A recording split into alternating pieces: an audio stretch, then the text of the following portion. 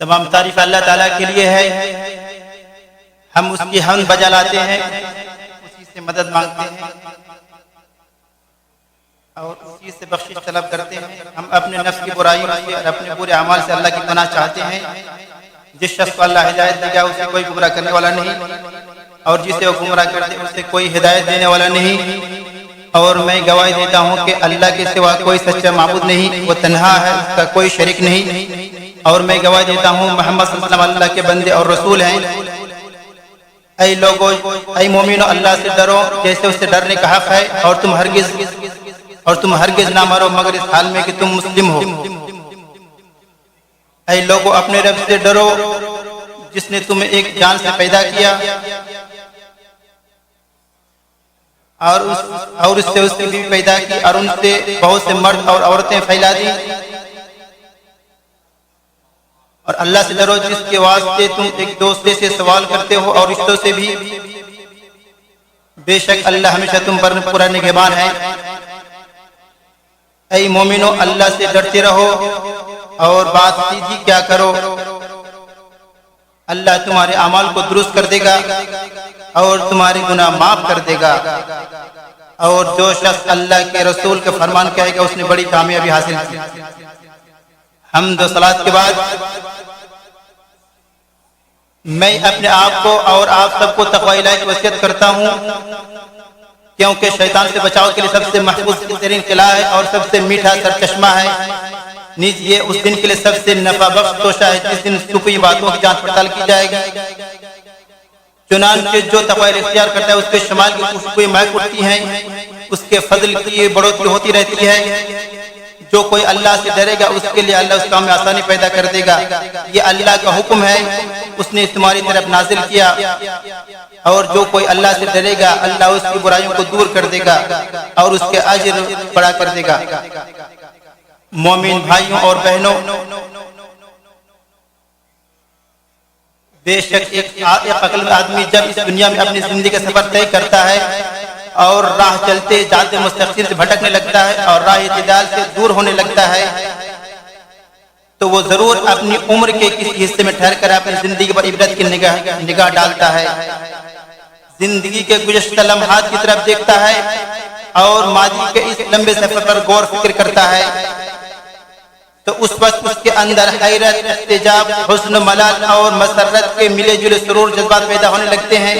چنانچہ وہ سبک رفتاری سے گزرتے ہوئے زندگی کے ایام اور تیزی سے گزرتے ہوئے ماہ و سال پر حیرت احتجاج کرتا ہے. وقت کے گزرے ہوئے اور عمر کے حصے کے بیت جانے اور اس پر سرزد ہونے والی پر کوتاہی ٹال مٹول اور ضیاع وقت پر افسوس و ندامت کے آنسو بہاتا ہے اور اپنے مقاصد اور اہداف کی حصول یابی پر خوشی بھی محسوس کرتا ہے. یہ زندگی مختصر بھی ہے، طویل بھی ہے. اس میں کبھی سعادت نصیب ہوتی ہے، کبھی حسن ملال بھی ملتا ہے. انسان کبھی ہنساتی ہے تو کبھی رلاتی ہے. حوادث اور واقعات کی تفصیلات کے اعتبار سے تو یہ زندگی لمبی ہے، لیکن جب اس سفر کے راہی کو اپنے آخری پڑاؤ نظر آتا ہے تو یہ زندگی مختصر معلوم ہوتی ہے. اس زندگی میں ناکامیاں اور نامرادیاں بھی ہیں اور کامیابی اور کامرانی کے قصے بھی ہیں. خوشی و غمی کے آنسو بھی ہیں، راحت اور سکون اور حجر و وصال اور عروج و زوال کے واقعات بھی ہیں. یہی اس کائنات میں سنت الہی ہے، جیسا کہ اللہ تعالیٰ نے فرمایا، جانتا ہوں کہ بے شک دنیا کی زندگی اس کے سوا کچھ نہیں کہ کھیل ہے اور زندگی ہے اور بنا و سنگار ہے، اور تمہارے آپس میں ایک دوسرے سے پر بڑائی جتانا ہے اور اموال اور اولاد میں ایک دوسرے پر بڑھ جانے کی کوشش کرنا ہے. اس بارش کی طرح جس سے اگنے والی کھیتی کسانی کو خوش کرتا ہے، پھر وہ پک جاتی ہے، پھر تم اسے زرد دکھتا ہے، پھر وہ چورا چورا بن جاتا ہے اور آخرت میں سخت عذاب ہے اور اللہ کی طرف سے بڑی بخشش اور خوشندی ہے. اور دنیا کی زندگی دھوکے کے سامان کے سوا کچھ نہیں. دنیا کی زندگی دھوکے کے سامان کے سوا کچھ نہیں.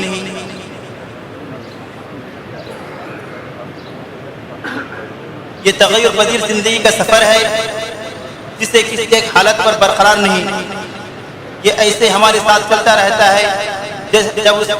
جب اس کے ایک جانب آسانی ہے تو دوسری جانب میں حسن ملال بھی ہے. جیسے کسی نے کیا خوب کہا، ستارے قافلے کے ہمراہ اندھیروں میں بھی رہیں گے، جہاں جہاں قافلے جائے گا وہیں ستارے. تو یہ سفر زندگی اگرچہ لمبا اور طویل ہے، جو روئے زمین پر انسان کے پیدا ہونے سے لے کر مٹی میں دفن ہونے تک اسی طرح جاری رہتا ہے، مگر یہ سونے والے کے خواب کی مثال ہے. مگر یہ سونے والے خواب کی مثال ہے، جب گزر جاتا ہے، جب وہ نیند سے بیدار ہوتا ہے، یہ مدت اتنی محسوس ہوتی ہے جیسا کہ کسی مہمان کا قیام کرنا یا کسی تصور کا خیال کا آنا. یہ تصور و خیال اور ایک خواب ہی تھا جو صبح صادق سے کچھ پہلے آیا. قریب تھا کہ اس کے چلے جانے کے غم میں اپنے آپ کو ہلاک کر لیتا. اے خواب و خیال، تیرے ساتھ میری محبت، میرا شغف تھا، تو نے میرے شغف کو بڑھا دیا اور تو میری زیارت کے لیے آیا. کیا یہ خوب زندگی تھی اور کیا وہ لمحات تھے اگر وہ خواب و خیال ہمیشہ رہتا. دنیا کے ساتھ مومن کی حالت نبی صلی اللہ علیہ وسلم کی تشبیہ کتنی لطیف اور دل پذیر ہے.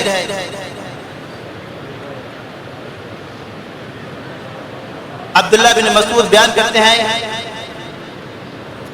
رسول اللہ صلی اللہ علیہ وسلم کھجور کے پتوں سے بنی ہوئی چٹائی پر لیٹے ہوئے تھے. اس سے آپ کے پہلو پر نشان پڑ گئے. ہم نے کہا، اللہ کے رسول، ہم آپ کے لیے چٹائی پر کوئی گدا بچھا دیتے. رسول اللہ علیہ وسلم نے فرمایا، میرا دنیا سے کیا تعلق ہے؟ میری اور دنیا کی مثال اس سوار کی طرح ہے جو سستانے کے لیے کسی درخت کے نیچے کے سایہ کے نیچے بیٹھا اور اسے ترک کر دیا. اے مومنو،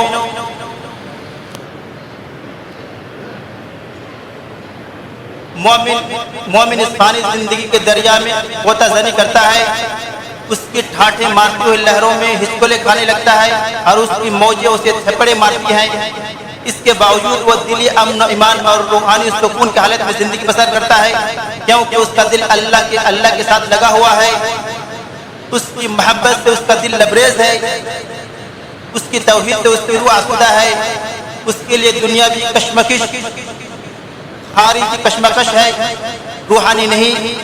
وہ کشمکش کو اپنی آنکھوں سے دیکھتا ہے، اس سے اپنے دل میں جگہ نہیں دیتا ہے. اس پرآشوب زندگی میں سچا ایمان شکستہ دلوں میں داخل ہو کر اسے ٹھنڈک اور سلامتی، رضامندی اور یقین، سکون اور استقامت عطا کرتا ہے. زندگی کے صحرا میں یہ دلوں کی بہار ہے. مصیبتوں کی تمازت اور حرارت میں وسیع اور آرام کے سایہ ہے، اور اس کٹھن زندگی میں سفینہ نجات ہے. اب مومن کو زندگی کی سختیوں اور دنیا کی تکالیف کے باوجود پرسکون، شاش بشاش، خوش مزاج، خوش طبع، شیریں گفتار پائیں گے. خوش طبع اور شیریں گفتار پائیں گے. اس کے قرضوں میں اضافہ ہوا، اس کے عطیہ و بخشش میں بھی اضافہ ہوا. جیسے خوشبو کو جتنا جلایا جاتا ہے اس سے اتنی مہک اٹھتی رہتی ہے. ایمان اس دنیا کی کشمکش میں دلوں کا قرار، نفس کا سکون اور روحوں کی خوشی و مسرت کا باعث ہے. وہ شخص زندگی کی مٹھاس اور عیش و عشرت کی لذت کو نہیں پا سکتا جو اس کے بہتے ہوئے دریا میں غوطہ لگا کر روح کی تشنگی بجھ جانے تک سیرابی حاصل نہ کرے، یہاں تک کہ وہ اسی رنگ میں رنگ جائے، اس کے سیرابی اس کے اعضاء و جسم میں بہنے لگ جائے اور اس کا چہرہ تر و تازہ ہو جائے. اللہ تعالیٰ کا ارشاد ہے، جو بھی نیک عمل کرے، مرد ہو یا عورت، اور وہ مومن ہے، یقیناً ہم اسے نہایت بہترین زندگی عطا کریں گے اور یقیناً ہم انہیں ان کا اجر دیں گے ان بہترین اعمال کے مطابق جو وہ کیا کرتے تھے. ایمان والی زندگی ایک اچھی، پاکیزہ اور اطمینان بخش زندگی ہے جس کے سامنے مشکلات اور مصائب کے پہاڑ چھوٹے محسوس ہوتے ہیں اور لذتوں و خواہشوں کے انبار بکھر جاتے ہیں. ایمان کی لذت اور حلاوت ہوتی ہے، جیسا کہ نبی صلی اللہ علیہ وسلم نے فرمایا، اس کا ذائقہ اپنے نفس میں اور اس کا اثر اپنے دل میں وہ شخص پاتا ہے جس کے دل میں ایمان مکمل طور سے راسخ ہو چکا ہے اور اطاعت، تسلیم اور فرمانبرداری کے ذریعے وہ ثابت ہو چکا ہے، جس کی لذت اور حقیقت الفاظ میں بیان نہیں کیا جا سکتا، بلکہ ایسے حقائق ہیں جنہیں صرف اہل ایمان ہی پہچان سکتے ہیں اور اللہ کے خالص بندے ہی اس کے سراغ کو پا سکتے ہیں۔ اللہ تعالیٰ مجھے اور آپ کو ان کے گروہ میں شامل کرے اور انہیں کے ساتھ ہمارا حشر کرے۔ مجھے اور آپ کو قرآن و سنت میں برکت عطا فرمائے اور اس کے تقوی کو ہمارے لیے زاد راہ، سرمایہ اور ڈھال بنائے۔ میں انہی کلمات پر اپنی بات ختم کرتا ہوں اور میں تمہارے لیے اللہ سے معافی مانگتا ہوں، بس تم بھی اس سے معافی مانگو، وہ رجوع کرنے والوں کو بخشنے والا ہے۔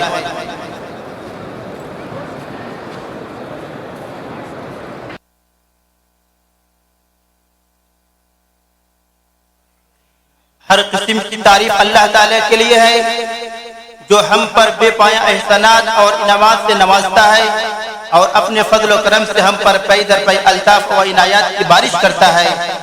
جس نے تمہیں اپنے لطف و کرم سے نو بنو کی نعمت عطا کیا ہے اور تمہاری خواہش و تمنا سے زیادہ اس نے تمہیں اپنی فیاضی و سخاوت سے نوازا ہے اور تمہیں اپنی آرزوؤں سے زیادہ اپنی بخشش و انعام سے سرفراز کیا ہے اور تمہاری خاطر رات اور دن کو مسخر کیا اور تمہیں ہر اس چیز میں سے دیا جو تم نے اس سے مانگی۔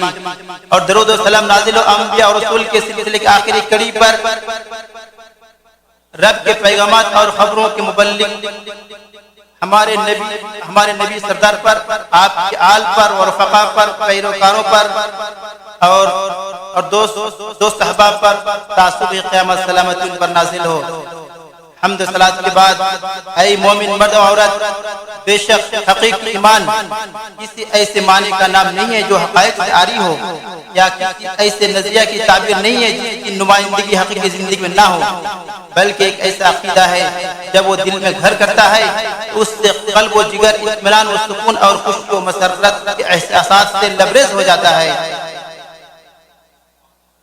اور جسمانی عمل اور انقیاد و اطاعت کے جذبات مجزن ہو جاتے ہیں، بلکہ اس کا دائرہ پوری انسانیت کو محیط ہوتا ہے۔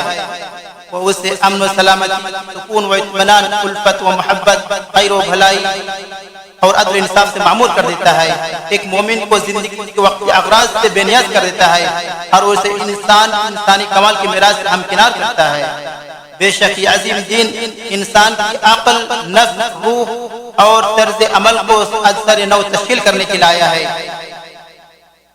تاکہ وہ اس کائنات میں اخلاق و اقدار اور نفسیات کی روحانی اور ذہنی بالادستی استحکام مضبوط مقام پر فائز ہو،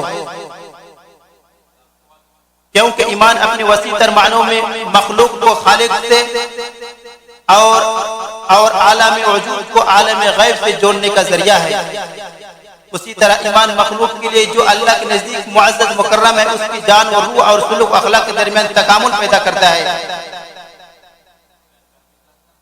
اور پھر انسان کی تخلیق کا مقصد ہے وہ پورا ہو جاتا ہے۔ بائیں طور کے ایمان نفس کو نفسیاتی اطمینان اور روحانی سکون سے بھر دیتا ہے، اس سے پہلے کہ وہ زمین کو آباد کرے اور اسے نیکی، عدل و انصاف، قیام اور دنیا میں محبت، امن و سلامتی اور رحمت و شفقت کو عام کر کے اسے بھر دے۔ اور ہم نے آپ کو پوری دنیا کے لیے رحمت ہی کے لیے بھیجا ہے۔ اے مومنوں، آج کے دن مخلوق کے دن کے سب سے بہترین نبی صلی اللہ علیہ وسلم پر درود پڑھنا مستحب ہے۔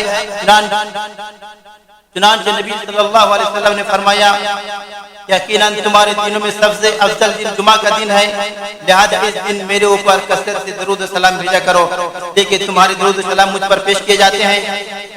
اے اللہ، درود و سلام اور برکت نازل فرما اگلے اور پچھلے اور تمام لوگوں کے امام الانبیاء، خاتم النبیین اور رحمت للعالمین پر، اس کے بقدر جو تیری کتاب نے شمار کر رکھا ہے، تیرے قلم نے تحریر کیا ہے اور تیرے علم نے جسے اپنے وسط میں لے رکھا ہے۔